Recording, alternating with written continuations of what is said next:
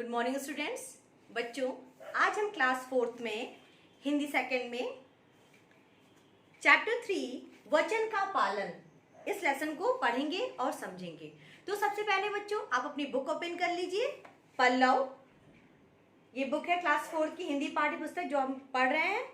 इसमें आप ओपन करिए पार्ट 3 वचन का पालन। ओके, इसकी स्टोरी को हम लोग पढ़ते हैं, समझते हैं।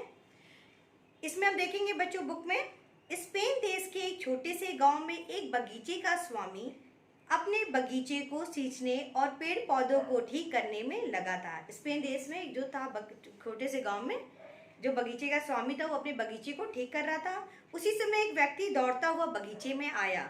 वह लंबा था और उसके बाल बिखरे हुए थे। जो दूसरा आदमी वहाँ दौड़ते हुए आता है, उसने कोट पहन रखा था। वह बगीचे के सामने स्वामी के सामने आकर गिड़गिड़ाता हुआ बोला, आप मेरी रक्षा कीजिए। ठीक है, वो उनसे कहा कि आप मेरी रक्षा कीजिए, दिन भर के लिए मुझे कहीं छिपा दीजिए। उस आदमी ने बोला, लोग मेरे पीछे पड़े हैं, वे मुझे मार डालना चाहते हैं।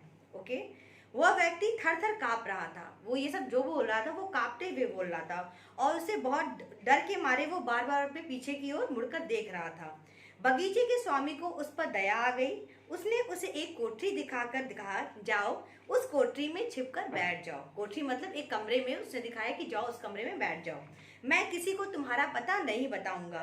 रात को अंधेरा होने पर तुम्हें यहाँ से निकाल दूंगा। थोड़ी देर में कुछ लोग एक युवक की मृतदेह उठाए वहाँ आए।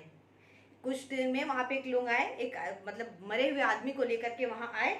बगीचे के स्वामी ने उस व्यक्ति को देखा और बेटा बेटा कहकर रोता हुआ उससे लिपट गया। जो वो आदमी था जो वहाँ बगीचे को ठीक कर रहा था, वो उसी को जो उसको लेके वो लोग आए थे उसको वो देख के रोने लगा।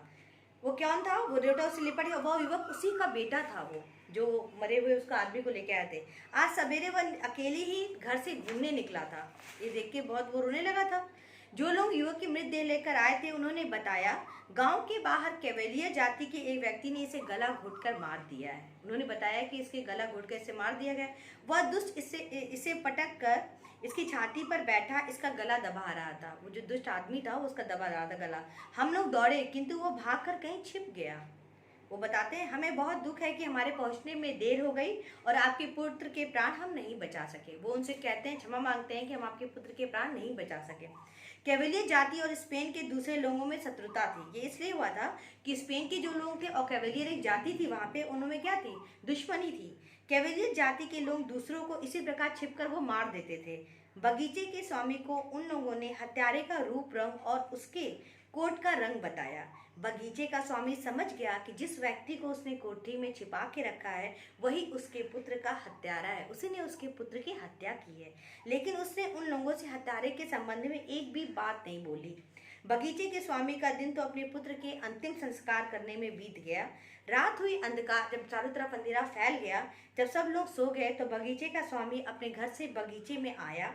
उसने वह कोठरी खोली और उसमें छिपे जो व्यक्ति को उसने छिपा के रखा था उससे कहा, तुम्हें पता है कि दिन में तुमने जिस युवक की हत्या की है वह मेरा पुत्र था। हत्यारा कांपने लगा, वो बहुत डर गया। डर के मारे उसने बोला तक नहीं जा रहा था। उसने समझ लिया कि अब उसके प्राण तो खत्म है, क्योंकि वो पता चल गया था कि वो उसके पुत्र को ही उसने मारा था। लेकिन बगीचे के स्वामी ने कहा, मुझसे डरो मत, मैंने तुम्हें शरण दी है और मैंने तुम्हारी रक्षा का वचन दिया है, इसलिए मैं अपने वचन का पालन करूंगा। मेरे खच्चरों में से एक खच्चर ले जाओ। खच्चर जानते हैं, जिससे वो लोग जाते हैं, खच्चर यूज करते हैं, घोड़ा गाड़ी ऐसा, उस पर चढ़कर रात ही रात यहाँ से भाग जाओ। हत्यारा उस बगीचे के स्वामी के पैरों पर गिरकर और फूट फूट कर जोर जोर से रोने लगा।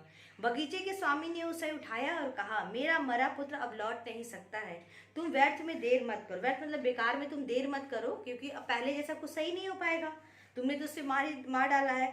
वचन के पालन के लिए अपने पुत्र के हत्यारे को भी क्षमा करने वाले ऐसे पुरुष इस संसार में महापुरुष कहलाते हैं।